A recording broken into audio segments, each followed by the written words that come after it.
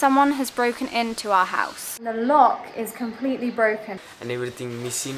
It's really worrying. Hey there, my name's Lucie and this is my fiance Lahiri. For over 2 years I've been living in this beautiful country of Sri Lanka, and what an experience it's been so far. If you haven't already, click the subscribe button and join us on this incredible journey as we continue to live simply and happily, renovating our old home, travelling this beautiful country, and also helping others along the way. Last week we started the preparations for our garden design and also added a few finishing touches to the inside of our home. We were so excited to finally see some progression with the added privacy and soon to be security once we get our gates in place and surrounding fencing put up. But this week our excitement came crashing down as we realised our house had been broken into.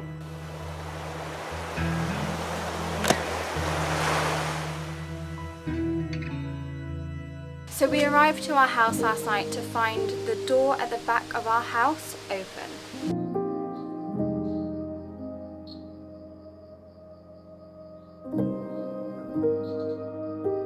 We just got to our house after being away for 4 days, 3 or 4 days, and we just noticed that the back door, which is this one here, which leads into our kitchen, was open and the lock is completely broken. It's been like pulled away from the outside, from the door where we can like padlock the door. It's been completely ripped open. So we've just been looking and it doesn't seem like anything's missing. At first we thought that maybe the builders had lost the key and that they had to force entry into our house in order to gain access to all the tools so that they continue with the building works. But when I contacted them, they said they haven't worked at our house for 2 days because of the rain, and when they were last here, which was Monday evening, they definitely locked up and they still even have the key. So this is really strange and it's really, really worrying.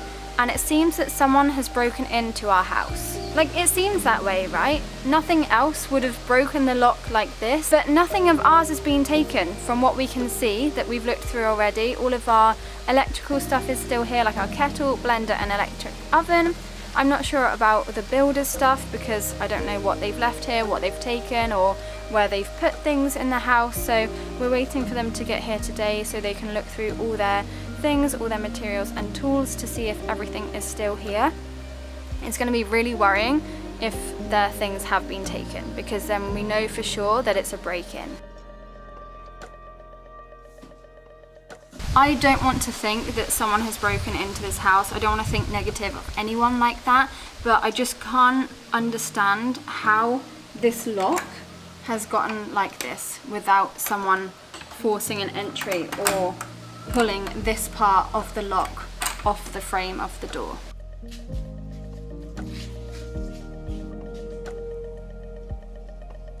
Alright, so apparently, well, the builders have come and they've had a look through. They're missing their drill and what? The grinder. But it doesn't make sense because so much more is left, like really expensive stuff like our electric oven, also our shower, our electric heater shower heater. That's still here, everything's here, except for a couple of tools, which is really strange. It's really worrying. Good morning. Good morning. The weather is totally representing my mood today. So much rain, makes me really sad. You don't look sad, you look happy. I'm gonna sad. Because someone broke into our house. Plan is to reinforce our door, this middle section door here, with an extra bar. If someone does break in again, then they're not going to be able to get through this door, so all of our belongings that are going to be in this room should be secure. So yeah, let's go. Let's go. Bind the security bar. Let's go whilst it's not raining. Let's go. It's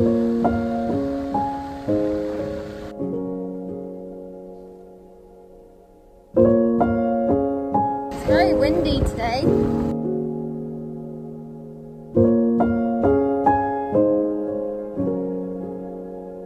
Today another lock making. This kitchen door area other side and it's broken and lock and people coming and the electric grinder, power show and electric drill and everything missing. This is so nasty people. Disgusting people. So what's the plan? This another look making this secret. Secret? It's not a secret if it's on YouTube. This another security bar. This room. Say it one more time. Today making this room security bar making today.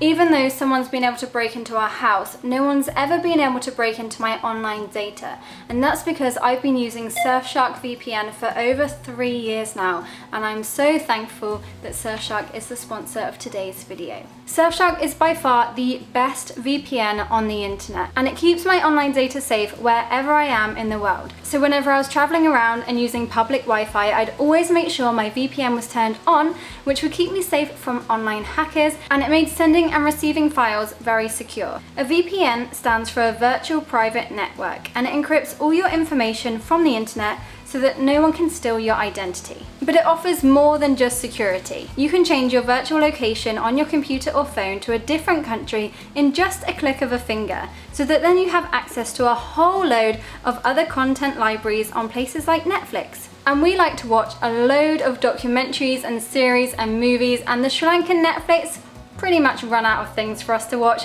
so we just had to put on our VPN, and we changed to a place like United Kingdom or America, and then we got access to all of their content libraries as well. Plus, I recently found out that there was a vegan competing on MasterChef UK, but I couldn't watch it and get access to BBC iPlayer without a VPN. So that's where Surfshark VPN came in. I just clicked on United Kingdom and it transferred my location, so I was able to watch it. Unfortunately, the vegan didn't win, but it was really good to watch English TV again. Anyway, I highly recommend you use Surfshark VPN. I personally have been using it for years now, and I cannot fault it. It's really easy to use, and Surfshark is the only VPN on the market that allows you to have unlimited devices connected to one account. So you can connect your laptop, your phone, and any other devices with no problems at all. Use the code Lucie to get an incredible discount of 83% off and also 3 months for free. Such an awesome deal. And they also offer 24/7 support, so you can get help anytime you need. Plus, they also have a 30-day money-back guarantee, so there's no risk in trying it out. I feel so relieved that my online data is secure, even if our house is not. So thanks again, Surfshark, for sponsoring today's video. Well, I think I'm still in shock about the whole situation that we discovered yesterday, and we didn't do any more filming yesterday because we both just didn't have the energy and we weren't in the right mindset, as you can possibly imagine. And we didn't let on to each other, but we both needed to focus on something different to brighten our mood. So instead, we entertained ourselves by doing some couples challenges on TikTok.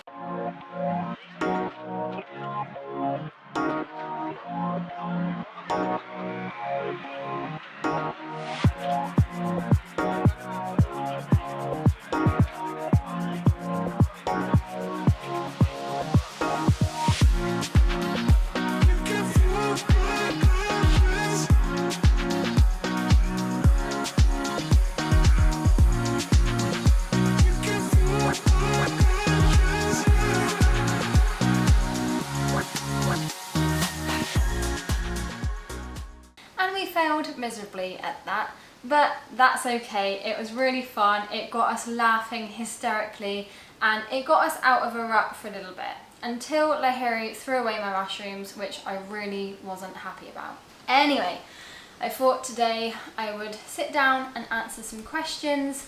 We get many questions. These are our most popular questions, so I thought I'd just sit down and have a chat with you guys, really. Okay. First question, when will you come to India? I'd love to come to India again. I've travelled India before, but I'd really like Lahiri and I to go together and travel around and visit different places that are more off the beaten track. I think that'd be really awesome. We do have plans before we go to India. We're just waiting for a few things to fall into place.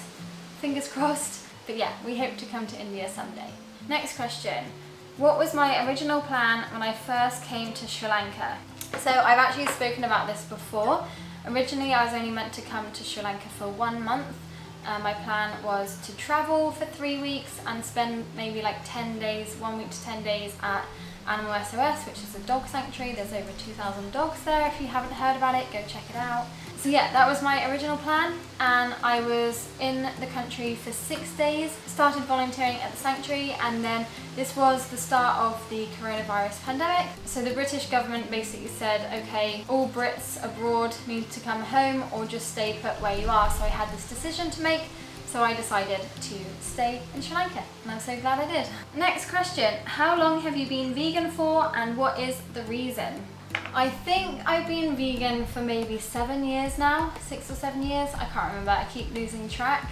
I wasn't even vegetarian before I turned vegan. I was consuming meat and dairy and eggs and fish. Maybe not so much fish, I wasn't really a lover of that. But I really did like cheese. So this was my first backpacking trip. I went to Thailand, and I'm really ashamed to say that I was an ignorant tourist back then, and I didn't think about animal welfare. I just didn't have that in my mind, and I just had things that I wanted to check off my bucket list and not taking into consideration the animal side. But one of those places I did really want to go to was Elephant Nature Park, which is in Chiang Mai in north of Thailand. And when I was there, I saw all these rescue elephants, and I heard about their stories and how they've gotten to the sanctuary, what their history was like, and how people exploited them in circuses, logging industry, tourism industry. And from there I then started looking into other animal exploitation, because I was like, okay, if people can do that to elephants, then we surely must be doing that a lot to other animals as well. And I was really familiar with bear bile farms, because my mum and dad have supported charities that work against bear bile farms and rescuing the bears. So yeah, I just basically dived into a whole load of research, and it completely opened up everything for me. And it was actually when I was in Indonesia that I decided to go vegan. At that moment, I thought that it was going to be a whole lot easier than it was, but it wasn't easy for me at the start, because when I returned to England and I went back to working in hospitality, I was working in a restaurant that served lots of meat and cheese, and it was a very conservative place, lots of hunting going on, fox hunting, lots of people eating game, that kind of thing. So yeah, it wasn't super easy, but I didn't eat meat at that point. I was just struggling a little bit on the dairy side. And then yeah, I don't know where it all began from there. I think something just clicked to me, and I was like, okay, enough is enough now. I can't put this in my body anymore. I started watching loads of other documentaries, like What the Health, and how meat and dairy impacts our bodies. And then I started watching loads of other documentaries as well, and just going on a completely different scale.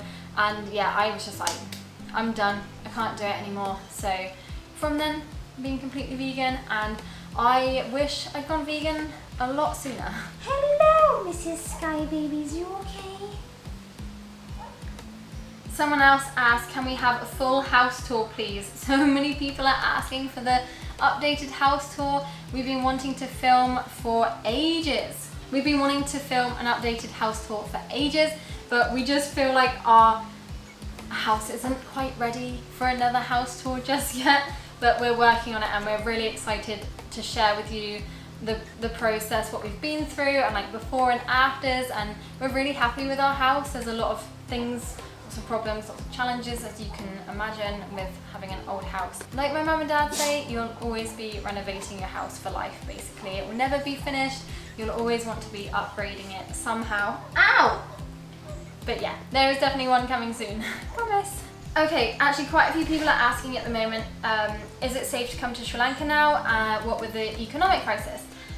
Yes, I know I did say in a couple of videos ago that I don't recommend people coming to Sri Lanka right now, because of how the situation was in Sri Lanka, that was then, and things have changed since then. Obviously things are changing all the time. I think everyone understands that now, what with the current state of the world. At the time when I did say that, I really did believe that you should delay your trip to Sri Lanka because it was really uncertain how things were going to go from here. Because things started getting quite dangerous, quite violent, gangs became involved, and it was a little bit scary, and hearing stories from other people I was a bit concerned. However, now it's completely different. Not completely different, but it's a lot better. So it seems that now, at the moment, there's not really an issue with getting fuel. The power cuts seem to be a lot less. There isn't any food shortages at the moment from what I can tell. And yeah, things seem to be progressing and getting better. So I definitely recommend you come to Sri Lanka. Of course, Sri Lanka is amazing. Hey, I'm trying to concentrate. Other people ask if I'm going to be staying in Sri Lanka forever and if Lahiri and I want to leave and go live in the UK. I can't say that I want to live in Sri Lanka forever. I mean, right now I feel like I could because I love it so much, but things are always changing, people change, we all evolve. But right now, I love it here and this is my home and this is why I want to stay. I would really like to bring Lahiri to England at some point just because I want him to understand me and understand where I came from and also why I think in the way that I do, because obviously things are very different from England to Sri Lanka and both Lahiri and I, we think in different ways for some things, so it'd be really good for him to understand that because I understand where he comes from. Oh, I get a few questions about what is the software or apps I use so that I can edit our YouTube videos. I'm using Final Cut Pro. I used to use iMovie before because it's free.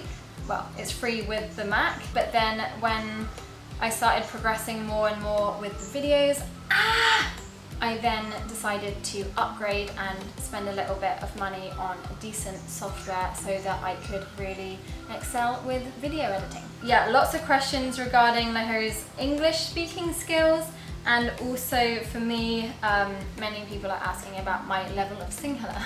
So with Lahiri, I think in the videos it doesn't come across that he's very good at speaking English. He's really camera shy. Even now, it's been a couple years of us being together, he's still not comfortable on camera, and I completely get it, I understand.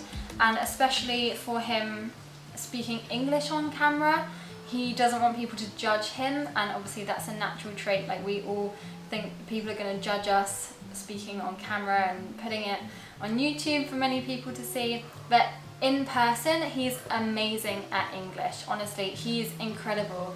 His English level is so much higher than my Sinhala level. I feel that I can speak pretty good Sinhala and I can understand what people are saying, but again, it's just the confidence. I wouldn't be confident enough to just speak Sinhala on the camera, you know, so it's the same for Lahiri as well with English. But yeah, his English is amazing and my Sinhala is progressing.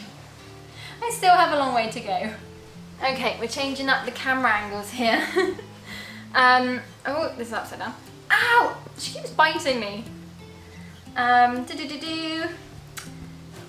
Yes, we get so many questions about Lahiri's family and his parents and when you're going to see them. Lahiri does have a family. I'm not sure if they want to be on camera, but maybe if they do, we can include them in a video soon. In regards to his parents, you won't be seeing them in a video, most likely not. And I'm sure that one day, maybe in the future, he will open up a bit about that and his childhood and everything, but for now, just to answer everyone's questions, yeah. This was a question I got in that Instagram question and answer thing I did ages and ages ago. I had so many questions and I just couldn't answer them all, but I picked this one out today because I thought it was really good and it's really relevant to what I do in Sri Lanka. So, what are they called? Advocate for animals, I think, in Sri Lanka. They asked, what would you say to people who don't like street dogs and consider them dirty? This is a really tough one actually, because you really can't change. It's like veganism. It's really hard to change people's mindset of older generations, and really we can change the world with younger generations' minds and education. So For me, I grew up with my parents teaching me that dogs are like our best friends because they're so intelligent, they're so loving, they're so caring, they put so much trust into us. And yeah, so I just see all dogs like this, regardless if they're street dogs or if they're pedigree dogs. A lot of people in Sri Lanka, they really like pedigree dogs, and they like the pure breeds because, I don't know, maybe it's status. I don't know, I also see a lot of monks that have pure breed dogs, which I think is a little bit bizarre. And there seems to be such a contrast in Sri Lanka of pedigree dogs and street dogs. But why? They're the same animal. I just don't get it. A dog is a dog, regardless. And the street dogs here are so strong. They're so resilient. There's so many dogs that we see on just so many cases that come in and they've been like hit by a car and they come in disabled, or they've got really bad wounds or really bad trauma and they can't walk and they're literally on the brink of death.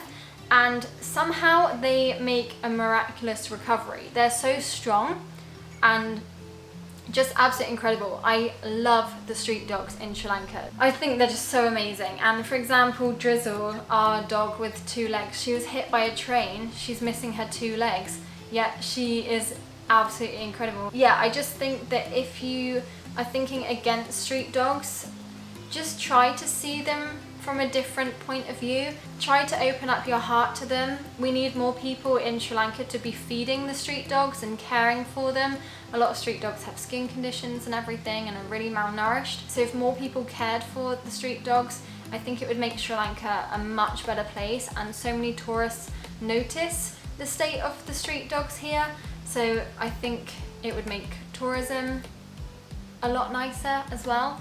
And also, if you're in the position to, then it would be amazing if you could help fund some sterilizations of dogs, because ultimately that is why Sri Lanka is so overrun with street dogs, because it's really overpopulated. So we just need to control that, and by controlling the street dog population, we will be preventing future suffering through unwanted puppies being hit on the road and becoming paralyzed or suffering a really awful life with not experiencing any love. That was a really long answer, sorry about that. I just really love dogs.